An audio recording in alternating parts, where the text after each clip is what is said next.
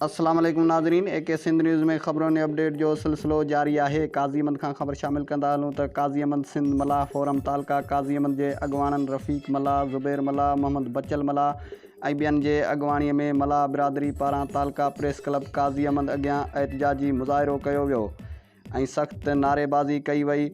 उन मौक़े ते अॻवाननि ॻाल्हाईंदे चयो त सरदार अली बख़्श मल्लाह मथां दौलतपुर जे PP जे बाअसर MPA पारां गुज़िरियल बल्दियाती इलेक्शन में हिसो वठण तां मच्छर जी इंतकामी कार्रवायूं कंदे मथसि चर्स जा रखण जा कूड़ा केस दाख़िल कराए खेसि गिरफ़्तार करायो वियो आहे, जंहिंजी सख़्तु लफ़्ज़नि में मज़म्मत करियूं था। हिननि चयो त असां बि PP जा जियाला वर्कर ऐं वोटर आहियूं। असां मल्लाह बिरादरी सां एॾो ज़ुल्म आख़िर छो पियो कयो वञे। हिननि चयो त कूड़ा केस सरदार अली बख़्श मल्लाह खे झुकाए नथा सघनि। पहिरियां बि मथसि कूड़ा केस दाख़िल कराया विया हुआ जेकी अदालतुनि में कूड़ा साबित थिया। उन जे बावजूदि ॿीहर मथसि चर्स जा कूड़ा केस दाख़िल करे खेसि गिरफ़्तार कयो वियो आहे। समूरी सिंध सिरापा एहतिजाज बणियल आहे, सरदार अली बख़्श मल्लाह सां गॾु आहे। हिननि चयो त दौलतपुर जूं बाअसर धुरियूं हथ वठी करे माहौल ख़राबु कराइणु चाहिनि थियूं। हिननि PP जे आला क़यादत आसिफ़ अली ज़रदारी ॿियनि वसवारनि खां मुतालबो कयो त सरदार अली बख़्श मल्लाह मथां दाख़िल समूरा केस ख़तमु करे खेसि फिलफोर आज़ादु कयो वञे। ॿी सूरत में समूरी सिंध अंदरि सख़्तु एहतिजाज कयो वेंदो।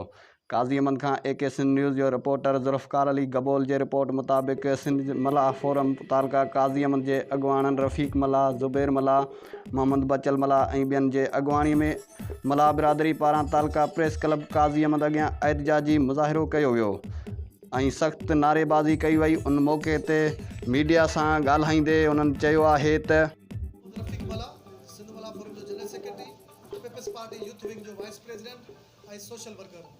असांजो ये अॼु जो एहतिजाज इहो पीपल्स पार्टी जो MP आहे दौलतपुर में जेको रहे थो बहादुर डेरी ऐं उनजा ॿाहिरि खान मोहम्मद डेरी, मिठल डेरी, उनजे ख़िलाफ़ु आहे।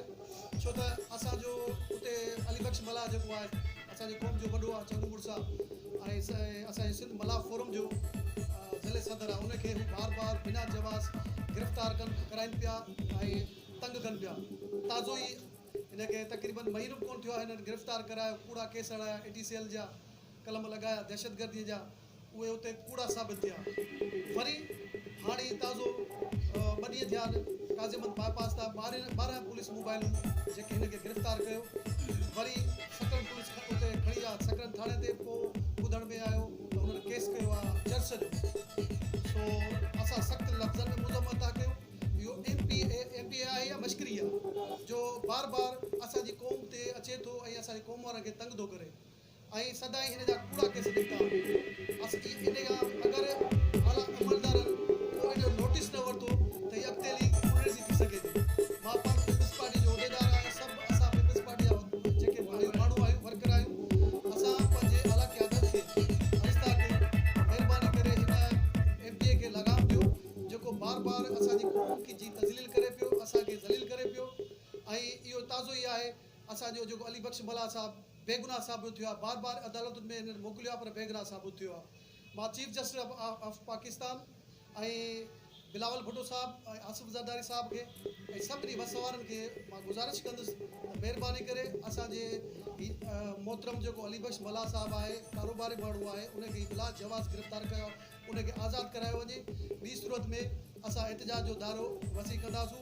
मां हिन प्लेटफॉर्म तां पंहिंजी मल्लाह बिरादरीअ खे ज़रूरु चवंदुसि त महिरबानी करे पंहिंजे सिंध में जिते जिते आयो इहो एहतिजाज कयो। हिते असांजे दौलतपुर में मल्हानि सां वॾी वेदना। महिरबानी।